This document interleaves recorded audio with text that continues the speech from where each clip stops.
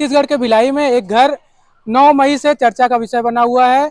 नमस्कार, मैं नीलेश। और हाँ, आप सही समझ रहे हैं, घर है देवेंद्र यादव का वो घर जिसको ईडी ने अटैच किया हुआ है। न्यूज़बाजी में आज हम सोचे अपने जो व्यूअर्स हैं उनको वो घर भी दिखा दें। पहली बार कैमरे पे वो घर आप देखेंगे जिसको ईडी ने आधा अटैच किया है। हमारे साथ देवेंद्र यादव भी हैं। देवेंद्र जी, स्वागत है फिर से एक बार। जी। मैं भिलाई की जनता को चाह रहे हैं कि हम वो घर भी दिखा दें। हमारे कई व्यूवर्स हमको कॉल करके बोल रहे थे कि ठीक है, कौन सा घर अटैच हुआ है वो भी तो पता चले, कितनी बड़ी प्रॉपर्टी है। देखिए, ऐसा है कि बड़े लंबे समय बाद, सालों बाद यहाँ पे मेरे को खुरुद आना हुआ है, इस घर पे आना हुआ। जब ये घर माँ ने शुरुआती समय में लिया था, उस समय आते थे हम लोग जब कॉलेज। 2011 की बात होगी। हाँ, 2011 घर के अंदर चलते हुए बात करें थोड़ा सा, हाँ, घर भी जी, अगर जी, व्यूवर्स देख लें तो। जी जरूर। ये वो घर है, लगभग मुझे लगता है एमआईजी क्वार्टर है उस, जी, है ना। जी, ये 2 BHK है। 2 BHK एमआईजी हाउसिंग बोर्ड का बनाया हुआ जी, पूरा। हाउसिंग बोर्ड MIG, ये हाउसिंग बोर्ड की पूरी लाइन है। मेरे पिताजी हाउसिंग बोर्ड डिपार्टमेंट में ही काम करते थे, तो उसके पिताजी के गुजरने के बाद 2011 में माँ ने ये घर परचेज किया था। और मैं चूंकि परिवार का सबसे छोटा बेटा हूँ, तो वो मेरे को ध्यान रखते हुए 2011 में उन्होंने परचेज किया था। इस घर से अगर यादें बोले तो पुरानी यादों में हमारे NHUI के और छात्र संघ के इलेक्शन सब जुड़े हुए हैं। हम लोग ये घर में पहले आते थे, यहाँ पर सब लोग जितने फॉर्म भरने हैं, कॉलेज की तैयारी करनी है, ये सब हम लोग यहाँ पे करते शुरुआती थे। दौर की राजनीति यहीं हाँ, से होती थी। मतलब हाँ। ये घर इतिहास बनेगा ऐसा पहले से तय था क्या? नहीं, मुझे नहीं पता था। मैं तो अब काफी सालों बाद यहाँ पर आया हूँ, और क्या कहूँ अब मैं। मुझे नहीं पता था कि इस तरीके से मेरे परिवार को, मेरी माँ को, मुझे इस तरीके से घसीटा और खींचा जाएगा। लेकिन ठीक है, मुझे इस बात का विश्वास है कि लोग समझते हैं। ये घर की मतलब जो वैल्यूएशन 21 लाख हो, एक 6 में आते हैं हम हाँ लोग, जी, बात करते हैं हम जी, लोग। ये घर एक बार हमारे साथ एक देख लीजिए घर का बाहर का, क्योंकि अंदर मुझे लगता है कोई फैमिली रह रही है तो हम लोग डिस्टर्ब करना उचित नहीं समझा मैंने, तो बाहर से ही आप ये देख लीजिए। और ये घर का वैल्यूएशन 21 लाख रुपए ईडी ने किया है। आप लोगों ने कितने, मतलब माता जी ने कितने में खरीदा था? ये लगभग 13 लाख रुपए में उस समय माताजी ने अप्लाई किया हुआ था। इसके बाद एक लोन, बैंक लोन फाइनेंस लिया था।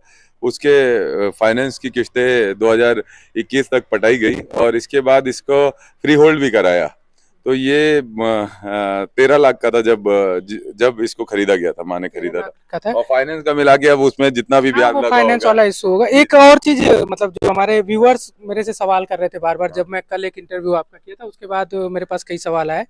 एक सवाल ये था कि हो सकता है घर में खरीदा जरूर 2011 में गया हो, लेकिन उसके बाद कुछ खर्चे किए गए हों घर में, जो ये 2020 से 21 विधायक बनने के बाद किया होगा। इसलिए ईडी, क्योंकि ईडी इतनी बड़ी संस्था है, ऐसे ही तो हाथ नहीं डालेगी। वो तो कुछ खर्चा बाहर से तो नहीं नजर आ रहा, अंदर आप लोगों ने कुछ करवाया? नहीं, इसमें क्या है, ये इसमें थोड़ा किराया मिल जाता है, किराएदार को एक रखा हुआ है, और कोई ऐसा खर्च तो है नहीं है इसमें। आप देख सकते हैं जैसे एक नॉर्मल। बाहर से तो हाउसिंग बोर्ड का ही डिजाइन जो बेसिक रहता है वही नजर आ और रहा है। अंदर से कुछ किया होगा, जो कि यहाँ पे किराए पे रहते हैं तो उन्होंने अपने हिसाब से रहने की व्यवस्था बनाई होगी। बस ये नॉर्मल घर है। देखिए, ऐसा है कि बड़े घर का करोगे क्या, या आलीशान घर का करोगे क्या? मतलब कुल मिला के हम लोगों को जो जीवन में लोगों ने जिम्मेदारी दी है, ईश्वर ने जिम्मेदारी दी है, वो लोगों के बाद बीच में जीने की। हम अगर बहुत बड़े घर भी ले लें तो उसमें रहने का समय नहीं मिलता। इसलिए मैं इस सब से हमेशा अपने आप को दूर रखा हूँ। और आप देख सकते हैं कि मेरा परिवार और हम लोग बहुत ही स्पष्ट रूप से सार्वजनिक और राजनीतिक जीवन मैं जीता हूँ। और हमारा किसी भी तरह का, किसी भी विषय में कोई हमें ये नहीं कह सकता कि हम कहीं भी गलत कर रहे हैं या कहीं दुरुपयोग कर रहे हैं। हमारे राजनीतिक राजनीतिक जो हमारी परिस्थिति, उसका दुरुपयोग करके कुछ किया जा रहा है। यही घर है और इसके अलावा कुछ नहीं। और एक बात ये भी बता दूं, ये घर भी मैं नहीं लेना चाहता था। कभी मैं माँ को बोलता था, माँ मेरे नाम से हटा दो इसको, मेरे नाम से हटा दो, मेरे को नहीं चाहिए कुछ भी। अच्छा, ये माता जी, मतलब एक थोड़ा सा पर्सनल क्वेश्चन है। हाँ। माता जी कभी कान पकड़ के बोलती नहीं यार कितना बड़ा तू हो गया, लेकिन मेरे को परेशानी हो रही तेरे वजह से? माँ तो माँ है, चाहे मंत्री बन जाओ, विधायक बन जाओ, तो उसका अपना ये नहीं रहता यार क्या करता है ऐसा कि मेरे को सुनना पड़ रहा है या मेरे पास नोटिस आ रही है, ऐसा कुछ? मैं सच बता रहा हूँ। मैं मम्मी से मेरी बात हुई थी इस बारे में। मेरी माँ ने कहा था कि बेटा कोई बात नहीं, जेल भी जाना पड़ेगा ना तो जेल चले जाना, लेकिन डरना नहीं, और हम संभाल लेंगे, कोई दिक्कत नहीं है। हम मजबूत हैं, और घर की चिंता मत करना, ये मेरी माँ ने कहा था। मेरी माँ ये जरूर कहती है कि कुछ तो कर ले अपने लिए, ठीक है। फिर मेरी पत्नी काम करती है, तो पत्नी तो काम करती है अच्छे से, वो अपना काम करती है, लेकिन वो हमेशा से इस बात की चिंता करती रहती थी कि मैं कुछ कर पाऊंगा कि नहीं कर पाऊंगा। लेकिन मेरी जब शादी हुई डॉक्टर से, तो मेरी मम्मी को बड़ी राहत हुई कि चलो इन दोनों कम काट से लेंगे कम अपना। वहाँ परिवार चल जाएगा। हाँ, परिवार लड़का चल जाएगा। या कुछ कर पाए हाँ, राजनीति में, न कर पाए, बहू अच्छी। हाँ, वो एक हमारे व्यूअर्स जो अभी देख रहे हैं, जो इस वीडियो को पहली बार देख रहे होंगे, उनको बता दूं कि हम अपने डिस्क्रिप्शन बॉक्स में इसके 2 इससे रिलेटेड और वीडियो का लिंक मैं आपको शेयर कर दूंगा। उसमें ये पूरा मसला क्या है, ईडी ने इस घर को अटैच किया, उसमें क्या कार्रवाई की गई, और ये 2 वीडियो इससे रिलेटेड पहले बन चुके हैं, उसका लिंक आपको मिल जाएगा। एक दो हमारे जो व्यूवर्स थे, 2 सवाल उनके पर्सनल लेवल पे मेरे से जब भी बातचीत उनकी हुई, आपका एक कल वीडियो इंटरव्यू छोटा सा था, उसको डालने के बाद व्यूवर्स ने क्या है, पहला सवाल पे मैं आना चाहूँगा। उनका ये कहना है, ईडी है, संवैधानिक एजेंसी है, बड़ी एजेंसी है, कुछ तो उनके पास ऐसा होगा। और देवेंद्र यादव के यहाँ जब 20 फरवरी को छापा पड़ा था, उस समय देवेंद्र यादव ने कहा था कि कुछ नहीं मिला। आप ये छोटा, भले आप बता रहे हैं कि 19 लाख के टोटल प्रॉपर्टी जो अटैचमेंट हुआ है आपका खाता और इसका, हो सकता है ईडी उसको संभाल के रखी हो, कुछ और प्रॉपर्टी जो इंतजार कर रही हो कि कुछ दिन बाद हम जाहिर करेंगे, कुछ ऐसा और भी जब्त हुआ है?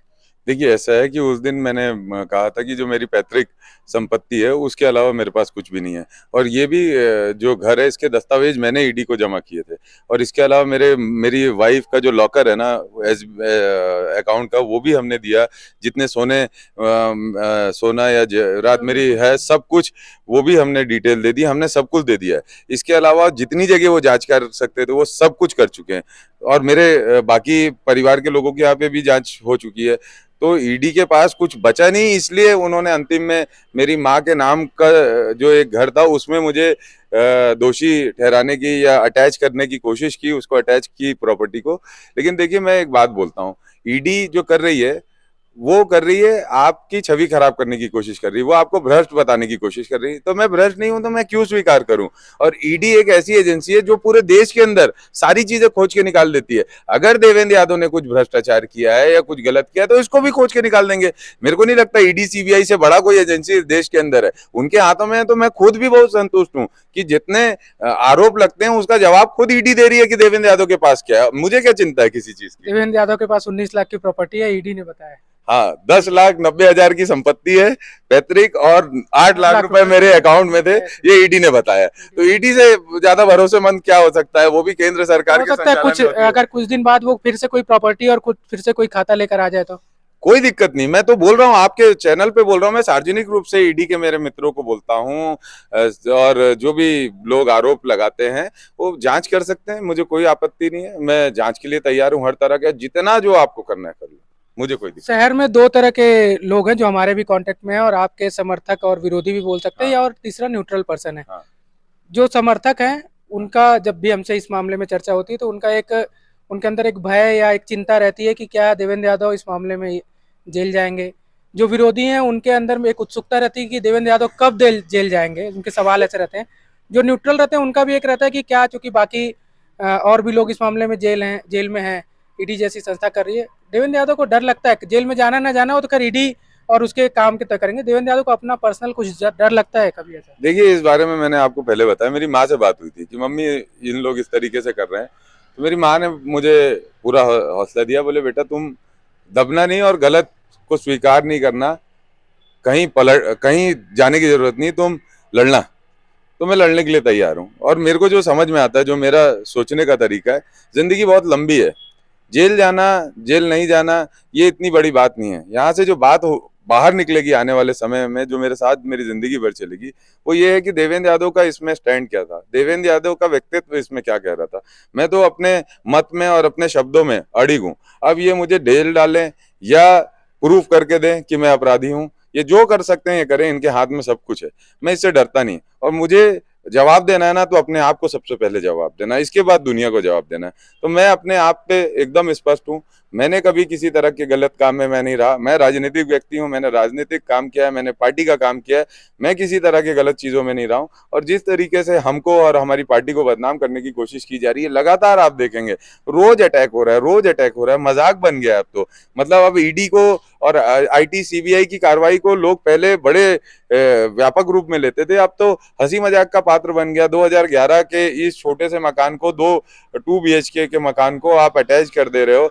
जो प्रकरण आप बोल रहे हो वो 2022 का है, और उसमें 2011 के मकान को अटैच कर रहे हो, ये कहाँ होता है?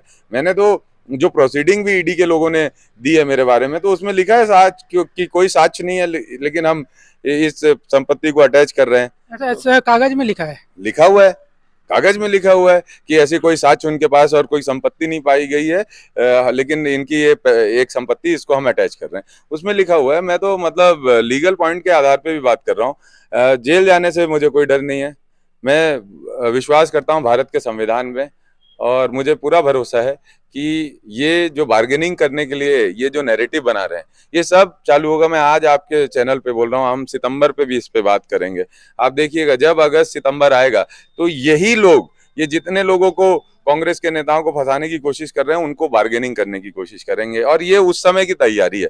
और ना हम आज दब रहे हैं, ना उस समय दबेंगे, ना उसके बाद दबेंगे। हम दबने वाले नहीं हैं। हम हमारी पार्टी के साथ स्टैंड लेके खड़े हुए हैं, हम हमारे नेताओं के साथ खड़े हुए हैं, हम भिलाई की जनता और छत्तीसगढ़ की जनता के साथ खड़े हुए हैं। ये किसी भी तरह का आरोप लगा दें, किसी भी तरह जेल में डालने की धमकी दे दें। मैं आपको बोलता हूँ, मेरे साथ जब पूछताछ हो रही थी तो एक ईडी के अधिकारी ने बोला था कि तुम इसको इस पे सहमति दो, वरना फिर हमको तुम्हारे खिलाफ होमवर्क करना पड़ेगा। मतलब भाई, आपको जो करना है वो कर लो, मैं तैयार हूँ। मेरे को आपको बैठाना है तो बैठा लो, लेकिन जो मेरा मत है वो मेरा मत है, मैं उससे नहीं पलटने वाला। तो ये बात है भैया। ईडी की कार्रवाई के अलावा अगर एक भिलाई की जनता से जुड़े जो सवाल मेरे पास आते हैं, मैं वही पूछना चाह रहा हूँ। जी। देवेंद्र यादव अपने जो समर्थक हैं या जो कोर समर्थक हैं, उनको आपराधिक गतिविधियों के लिए भी बढ़ावा देते हैं, उनको संरक्षण देते हैं, ऐसे आरोप लगातार लगते आए हैं। देखिए, ऐसा है कि मैं सार्वजनिक जीवन जी रहा हूँ। हम लोगों से पार्टी के अंदर सभी तरह के लोग मिलते हैं, सभी तरह के लोग आते जाते हैं, लेकिन हमारा काम है लोगों को सही बात बताना, सही दिशा देना। जो हमारे पास आता है हम उसको सही बात बताते हैं, सही दिशा देते हैं। और कोई अगर आपराधिक तरह के लोग भी हमारे पास कभी संपर्क में आते हैं, तो हम उनको सही बात भी बोलते हैं। जहां तक गलत तरीके में या गलत किसी काम में उनका सहयोग करने की बात है, तो मैं ऐसा नहीं करता। इसलिए नहीं करता क्योंकि मेरी जिम्मेदारी है, शहर ने मुझे शहर का नेतृत्व करता बनाया है। अगर मैं मेरे नीचे के जनरेशन को गलत सीख दूंगा, तो ये भविष्य में भिलाई को कैसे बनाएंगे, अपने आप को कैसे बनाएंगे, बर्बाद हो जाएंगे सब। ये करने के लिए नहीं बैठा हूँ, भिलाई को बहुत आगे बढ़ाना है। आज मुझे भिलाई में नेतृत्व करने मिला है। आज समझिए 95 के बाद से भिलाई में रोजगार नहीं रहे। बीएसपी ने लोगों को नौकरी लगाना बंद किया। आज ठेका श्रमिक ज्यादा हो गए और धीरे धीरे करके प्राइवेटाइजेशन की ओर पूरा बढ़ गया है। पहले 25 स्कूल थे बीएसपी के चलते थे, 20 से ज्यादा, अब 2 स्कूल चलते हैं। मेरे लिए चैलेंज ये है कि जो मेरे साथ के बैच के लोग हैं, वो पुणे, बैंगलोर, इंदौर, सब जगह नौकरी करने जा रहे हैं, वहां अपने भविष्य को देख रहे हैं। मेरे को भिलाई में लोगों को रोकना है, यूथ को भिलाई में रोकना है। ये मेरे लिए इसके चैलेंज लिए है। कुछ विजन? हाँ, निश्चित रूप से हम सब इस पे होमवर्क कर रहे हैं।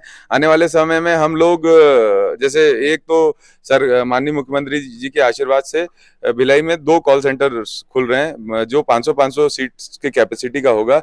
जैसे आप देखेंगे, हमारे जो यूथ है वो हैदराबाद, पुणे, बैंगलोर में जाके कॉल सेंटर्स में, बीपीओ में ही काम करते हैं काफी लोग। तो हम यहाँ पे उसको लेके आ रहे हैं। एक कुर्सी पार में खुल रहा है, एक वैशाली नगर में। तो लगभग 1000 यूथ को यहाँ पे जॉब मिलेगा। तो हम इससे मतलब कुछ बच्चों को तो रोकने में कामयाब रहेंगे। इसके बाद जैसे एक तो महिलाओं के लिए रोजगार की व्यवस्था बनानी है, उसको लेकर अभी भिलाई गारमेंट फैक्ट्री खुल रही है। उसमें लगभग 1000 महिलाओं को सिलाई कढ़ाई का काम मिलेगा, तो वो दैनिक जीवन में अपने परिवार की चीजों में अपना योगदान दे पाएंगे। इसके अलावा बहुत सारी मल्टीनेशनल कंपनी से ऑटोमोबाइल सेक्टर्स में हमारी बात हो रही है। हम चाहते हैं कि बड़ी फैक्ट्रीज, बड़ी कंपनियां यहाँ पर आए, IT सेक्टर भिलाई में आए। भिलाई को बचाना है हमको। भिलाई मतलब आपको भिलाइयंस विश्व के हर कोने में, हर देश में भिलाइयंस मिल जाएंगे। देश के अंदर हर जगह पे भिलाइयंस मिल जाएंगे, लेकिन भिलाइयंस भिलाई को अपना गांव समझ के ना आए। भिलाई जैसा शहर था जहां गांव से लोग आते थे बसने, वही रूप में वापस आए। ये मेरी नैतिक जिम्मेदारी है और इसी के लिए मैं काम कर रहा हूँ। चलिए, देवेंद्र यादव, इन्होंने अपनी बात रखी। उस घर को, हमारा उद्देश्य घर को दिखाना था जहाँ पे ईडी ने अटैच किया, लेकिन बातचीत में कुछ और भी भिलाई से जुड़ी बातें आ गई। राजनीतिक जीवन की बात अगर शुरू कर रहे हैं हम लोग, तो ये बस ये चुनावी साल है। हाँ। एक इस पे ही आखिरी आते हैं कि चुनावी साल में अगर आप ऐसी सफाई देने में उलझे रहेंगे, तो बाकी मैनेजमेंट कैसे हो पाएगा आपका? देखिए देखिए, ऐसा है कि चुनावी वर्ष में है ना, उन लोगों को चिंता होती है जो आखिरी 6 महीने 1 साल में निकलते हैं, लोगों से मिलते हैं, काम करते हैं। हम तो जिस दिन चुनाव जीते उसके बाद से आज तक का दिन है, हर रोज वैसा ही रहा। हम भिलाई में रहे भी तो उतना 17-18 घंटे काम किए, मेहनत किए। भिलाई से बाहर रहे तब भी पार्टी के काम से गए और वहां पे भी उससे ज्यादा मेहनत की, उतना ही मेहनत की। तो मुझे भिलाई की जनता पे विश्वास है, बहुत जागरूक जनता है, इसको कोई मिसगाइड नहीं कर सकता, ये खुद से डिसीजन लेती है। 4.5 साल उन्होंने मुझे वॉच किया है, तो मुझे लगता है कि भिलाई की जनता का आशीर्वाद पूरी तरह साथ रहेगा। और मेरी जो नैतिक जिम्मेदारी रही 4.5 सालों में, मैंने उसको पूरा किया है, इसलिए मैं सेटिस्फाई हूँ कि मैं काम कर रहा हूँ। और आगे के जो चांसेस मिलेंगे उसके लिए जो हमारा विजन है, हम भिलाई के लोगों से कल चर्चा करेंगे। मैं बीच में बस एक चूंकि मेरे को याद आ गया तो मुझे लगता है पूछ लेना चाहिए, नहीं तो फिर से ये सवाल आएगा कि मीडिया सवाल क्यों नहीं करती है। हाँ। कल मैं एक बीजेपी के कार्यक्रम में था, वहाँ किसी नेता बोल रहे थे कि मीडिया देवेंद्र यादव से ये सवाल नहीं करती। हाँ। हालांकि वो सवाल कर रहे हैं, इस वजह से पूछना नहीं मेरी जिम्मेदारी, उनका सवाल मुझे थोड़ा सा जायज लगा, इसलिए मैं आपसे पूछ ले रहा हूँ हाँ। कि जब लॉकडाउन के समय थे तो कुछ आपराधिक तत्व, कुछ शराब तस्करी से जुड़े लोग और तमाम पकड़े जाते थे, जो देवेंद्र यादव के कोर कमेटी से जुड़े लोग माने जाते हैं, उनके समर्थक माने जाते हैं। फिर से जो मैं संरक्षण वाली बात कर रहा था उस पर खुलकर अब पूछ रहा हूँ, क्या ऐसा कोई मामला आया था लॉकडाउन के समय कि आपके समर्थक को पुलिस ने पकड़ी हो, बाद में उनको छोड़ना पड़ा हो क्योंकि आपका दबाव रहा?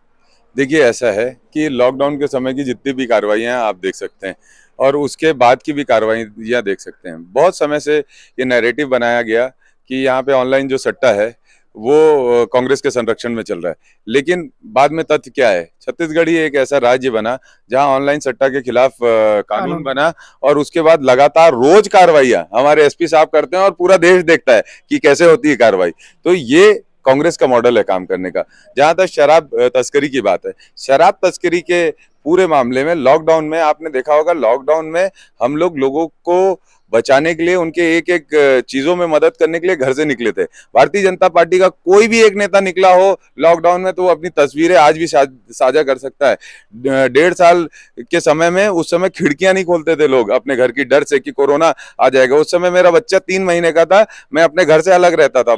अमीर आदमियों के लिए और नेताओं के, बड़े लोगों के लिए, भारतीय जनता पार्टी के, अब मैं नहीं बोलूंगा किसी का नाम, उन लोगों के लिए वेकेशन का टाइम था कोरोना का समय। हम उस समय फील्ड में थे, हम अपने घर में घर वालों के साथ नहीं रहते थे, बाहर एक कमरे में रहते थे। कितनी बार पूरा घर कोरोना संक्रमित हुआ था और कितनी बार आप हुए थे? मैं 3 बार कोरोना संक्रमित हुआ, मेरा परिवार एक बार, पूरे परिवार के सब सदस्य हो गए थे, सबको एक साथ कोरोना हो गया था। मेरी वाइफ को छोड़कर, क्योंकि वो डॉक्टर है तो उसको मेडिसिन लग गई थी, तो उसको कोरोना नहीं हुआ था, बाकी सब लोगों को हो गया था।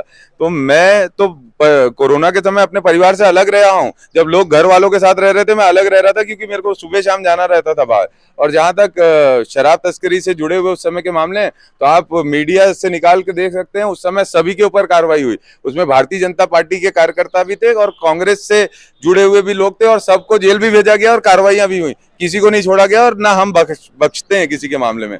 देखिए, किसी को आप समझा सकते हो, लेकिन आदमी अगर गलत एक्शन कर रहा है तो उसके ऊपर कार्रवाई होना ये प्रशासन की जिम्मेदारी है, और हमारी जिम्मेदारी ये है ऐसे समय में प्रशासन के साथ खड़े होकर कार्रवाई कराना, जो हमने की है। भले वो ऑनलाइन सट्टे की बात हो, बहुत नैरेटिव बनाया ऑनलाइन सट्टे का, अब ये बोलने की स्थिति में नहीं रहते, कुछ ये बोलने की स्थिति में नहीं रहते, इतना हल्ला मचा है, आप देख लें। और पहले भी हमने कार्रवाई की, और आगामी समय में भी जब भी कोई शहर में, देखो शहर के बच्चे अगर बिगड़ रहे हैं तो शहर नुकसान खा रहा है। मैं यंग एज का हूँ, शहर का बच्चा हूँ, तो मैं अपनी नजरों से शहर के बच्चों को बिगड़ते हुए, मेरे साथ के जूनियर सीनियर की, किसी भी आदमी को बिगड़ते हुए नहीं देख सकता, ये मेरी नैतिक जिम्मेदारी है।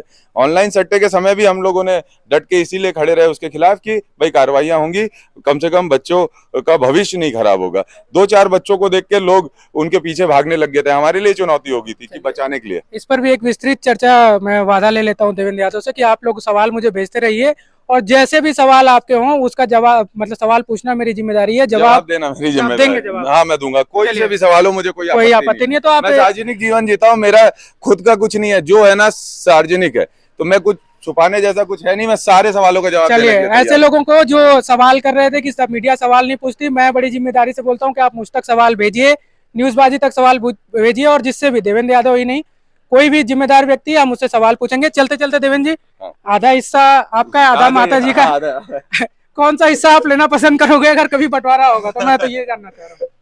देखिए, ऐसा है कि हाँ, ये बात तो सही है, ईडी ने आधा हिस्सा इस घर का अटैच किया है, तो आधा माता जी का है, आधा मेरा है। तो अब घर के अंदर घुसने नहीं मिलेगा। वैसे 2 कमरे हैं घर में, तो एक कमरा ईडी वालों को दे दिया जाएगा भविष्य में। ऐसे ऐसे आधा करेंगे तो ये तो पूरा खाली वाला एक निकल जाएगा। हाँ नहीं नहीं, पार्किंग वाला इलाका। तो ईडी के लोग बहुत उस्ताद हैं, मेरे को लगता है वो तो कंस्ट्रक्टेड एरिया ही लेंगे। ये देखिए, ये टंकी है टंकी है। मेरे घर की। हाँ नहीं ठीक है रहने देते हैं उसको। हाँ, पानी टंकी मतलब ये पानी टंकी है। मतलब बेसिक हाउसिंग बोर्ड का जो कंस्ट्रक्शन रहता है एक नॉर्मल किसी भी घर का वही नजर आ रहा है। रहते हैं किराएदार हमारे। अब हाँ, चलिए उनको डिस्टर्ब नहीं करते। ये देखिए, ये खाली एरिया है घर का। ये मतलब पार्किंग और पोर्च वाला जो इलाका होता है वो है। ठीक है, घर देखने से अंदर से भी जो देख समझ में आ रहा है, ऐसा कुछ समझ नहीं आ रहा है कि बहुत ज्यादा कुछ मतलब इंटीरियर खर्चे किए गए हो। बहरहाल ये वीडियो हम यहीं समाप्त कर रहे हैं। आपको वीडियो कैसा लगा हमको कमेंट बॉक्स में जरूर बताएं। हमारे वीडियो को लाइक करें, सब्सक्राइब करें और चैनल न्यूज़बाजी को जितना हो सके उतना प्यार दें। Thank you.